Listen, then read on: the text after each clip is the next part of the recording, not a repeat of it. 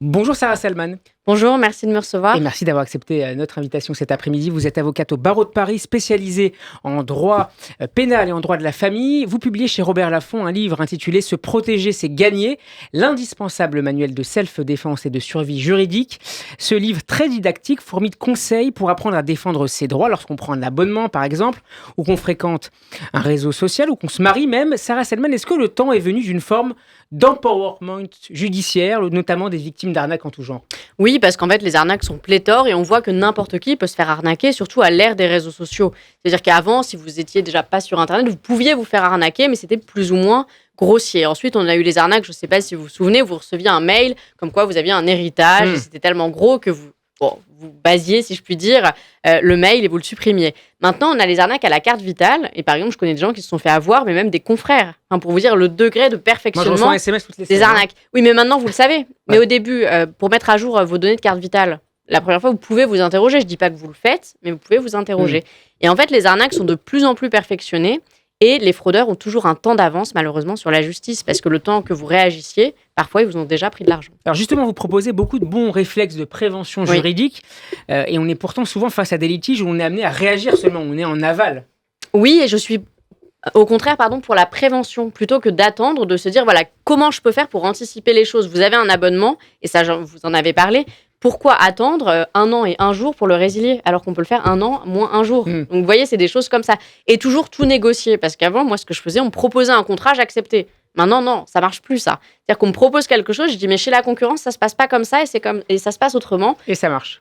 Ça marche souvent, et je donne aussi ce conseil dans mon livre, par exemple, pour les réseaux, le téléphone, vous appelez, on va dire 1 semaine avant la date de fin du contrat, et vous dites, voilà, si vous êtes chez Bouygues, vous le faites avec SFR ou réciproquement, vous dites, ils m'ont proposé tant, et sinon je pars. Vous allez voir, miracle, ils vont vous trouver... passez le directeur commercial assez vite. Oui, et puis on va vous trouver une solution. Pareil pour la banque, la première année, c'est gratuit. Enfin, il faut le demander. Geste commercial. Deuxième année, ça l'est plus. Vous dites, bon, bah très bien, je vais faire une première année ailleurs. Ils vont vous dire, attendez, on peut peut-être discuter.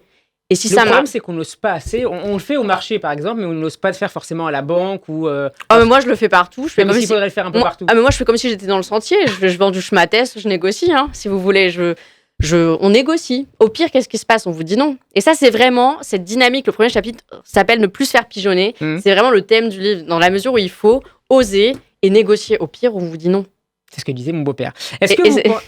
Et je le suis toujours. Est-ce que vous pensez qu'on devrait enseigner les bases du droit, justement en termes de prévention juridique, dès le collège, au lycée, dans le cadre des cours d'instruction civique? C'est une question intéressante, mais est-ce que si c'est enseigner le droit constitutionnel et les bases, on le fait un petit peu, mais est-ce que ça sert vraiment? Mais les bases du contrat, on va dire, de droit privé, ça pourrait être tout à fait pertinent. Mais bon, avec ce qu'ils font à l'école et toutes leurs réformes, est-ce qu'on est capable de caser ça en plus? Ça serait utile pour le citoyen. Ça serait en super. devenir. En vrai, vous avez raison, ce serait hyper utile parce qu'il y a des choses où n'importe qui, par exemple, se faire rembourser un billet d'avion, les gens subissent, mais ils ne le font pas. On va y revenir tout à l'heure sur les billets d'avion. Sarah Salman, est-ce qu'il y a des questions taboues quand on est devant un avocat? Est-ce que vous constatez au quotidien que certaines clientes n'osent pas vous interroger, par exemple, dans le cas d'un divorce sur certaines Vraiment, questions? oui, mais oui et oui. Il y a plusieurs questions. Il y a la question, on peut en parler ici, du guet. Ça, c'est une question souvent qui revient. Est-ce que je vais l'avoir? Et si oui, est-ce qu'on peut me mettre un coup de pression? Et j'en parle dans le livre. Et là, j'explique comment faire concrètement. Est-ce qu'on peut mettre sous astreinte ou pas? Ça, c'est une question qui est importante. Sinon, dans les questions plus qui reviennent souvent, malgré tout, c'est est-ce qu'on peut déshériter un enfant? Ça, c'est pas dans le cadre d'un divorce, mais en droit de la famille. Et comment obtenir le maximum? Vous avez des femmes qui ont choisi de ne pas travailler pour s'occuper de leurs enfants. Au moment du divorce, elles n'ont pas travaillé pendant 30 ans. Qu'est-ce qu'elles font concrètement? Donc ça, la question de « je veux obtenir le maximum », les gens n'osent pas le demander. Et donc, c'est vous qui avez amené sur la table la question? Je dis, moi, je suis assez directe, alors je vais dire, écoutez, dites-moi combien vous voulez. Et les gens vont minorer, non, mais je ne fais pas ça pour l'argent. Si vous le faites pour l'argent, mais dites-le, il n'y a pas de problème. Ça participe à la libération aussi de la parole? Oui, parce que les gens cherchent sur les moteurs de recherche. Je me suis beaucoup inspirée des recherches qui étaient faites. Les gens se lâchent beaucoup plus sur Internet. Et c'est hyper intéressant. C'est très révélateur. Ça montre que les questions d'argent, les gens n'osent pas en parler. Et ce qu'ils trouvent sur Internet est suffisamment élaboré pour ça dépend de leur accompagner degré de recherche. Ça peut être tout et rien. Si vous voulez, on peut trouver des choses formidables sur Internet. On peut vous vendre du rêve, comme on peut vous raconter n'importe quoi. C'est tout le problème. Je vous propose pour nos auditeurs quelques exemples de situations que vous abordez dans le livre. Alors, vous avez déjà grillé mes 2 prochaines questions sur les abonnements. Alors, mon abonnement, je vais quand même essayer d'en trouver un nouveau. Mon abonnement annuel à ma salle de sport se termine dans 2 mois. Ça fait déjà 9 mois que je n'y ai pas mis un pied. Comment m'en sortir sans frais? Déjà, on lit les conditions parce que parfois, ils vous demandent d'envoyer Personne ne le fait, ça. Oui, mais au moment où vous les résiliez, il va falloir le faire. Est-ce que c'est un recommandé 1 mois à l'avance? Est-ce qu'il faut négocier? Vous n'y êtes pas allé pendant 9 mois? Oui, c'est le principe de la salle de sport. On y va les 2 premiers jours et on n'y va plus. Il faut aller sur place si ça ne va pas.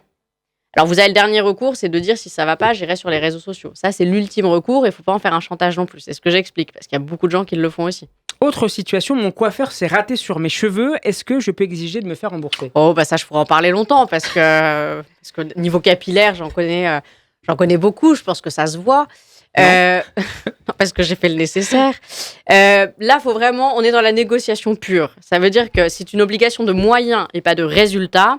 Si c'est une couleur qui est approximativement ratée, c'est difficile. C'est complètement raté, cheveux qui ont cassé, on peut discuter. Généralement, vous aurez geste commercial, remboursement. Mais il faut vraiment négocier. Si on ne l'obtient pas, ce geste commercial, on change de coiffeur.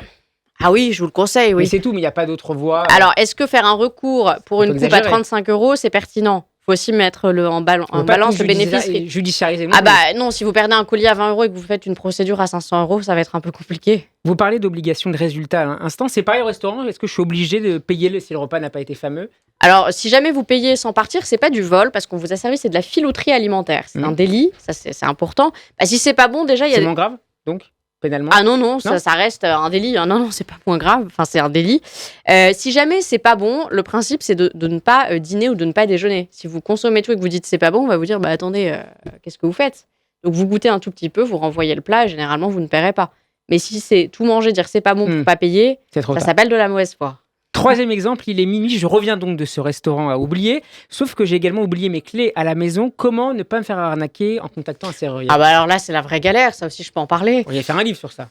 Mais en fait, je me suis beaucoup inspirée de choses que j'ai vécues parce que je me faisais tout le temps arnaquer. Mais arnaquer gentiment. Vous n'êtes pas la seule.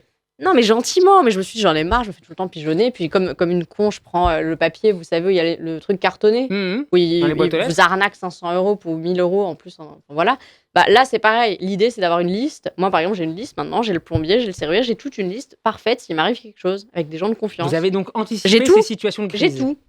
Sinon, vous faites quoi? Il est minuit, vous faites quoi? Ce que je vous conseille de faire, je l'ai déjà vécu. Aller à l'hôtel, ça coûtera. Si personne vous répond au téléphone, ça c'est plutôt à 3h du matin. Aller à l'hôtel, ça coûtera moins cher. Donc il ne faut pas réagir dans l'urgence. Non, jamais. Sinon, vraiment. Le rapport de force est un peu renversé dans ce cas. Le rapport de force est complètement renversé. Vous êtes chez vous, il est 4h du matin, vous n'avez pas vos clés. Vous êtes prêt à payer n'importe quoi. Alors, depuis le début du Covid, le commerce en ligne a explosé. Si un colis ne m'a pas été livré et que le livreur et la plateforme le contestent, quels sont les recours dont je dispose pour me faire entendre? Là, c'est mise en demeure. Alors là, il faut y aller vraiment, je pèse mes mots, comme une brute. Plus vous y allez fort, plus vous y obtiendrez un résultat. Si vous y allez tout gentiment... Démonstration de force équivaut à force, dit Frédéric Ancel. Oui, tout à fait, parce que quand vous avez un grand groupe comme Amazon en face de vous, ou Booking, je peux en citer plein, j'ai été là, vous 4 contre Orpea, Corian, etc. Si vous n'allez pas au rapport de force, vous n'obtenez rien.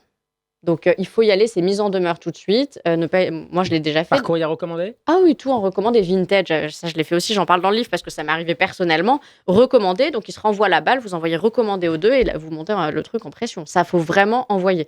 Alors, c'est vrai que moi, j'envoie des recommandés et lettres d'avocat. On va peut-être terminer, Sarah Selman, avec les vacances. Mon vol Paris-Tel Aviv a 4 heures de retard. Est-ce que je peux exiger un remboursement total ou partiel du prix des billets, sachant que Israël est à 4000 km de la France? Alors, j'ai mis un tableau sous forme de trait d'union dans mon livre avec vraiment le détail. Alors, le Paris-Tel Aviv n'est pas mentionné spécifiquement, mais ça, je vous invite à regarder les grilles correspondantes. Et non, ce ne sera pas total, mais on peut espérer un partiel vous éventuellement. Au-delà de 3000 ou 3500, on passe déjà à un autre palier de remboursement possible. Oui, après, il y a en France, Union européenne, hors Union européenne. Mais ça, maintenant, dès que moi, je regarde systématiquement les conditions. Pour le train, j'ai déjà réussi à me faire rembourser et ça, il ne faut vraiment pas hésiter. Merci beaucoup, Sarah Selman, d'avoir été avec nous. J'invite nos auditeurs à découvrir votre livre qui, je le disais, fourmille de bons conseils pour vous accompagner au quotidien. Se protéger, c'est gagner, c'est publié aux éditions Robert Laffont. Merci à vous. Merci beaucoup.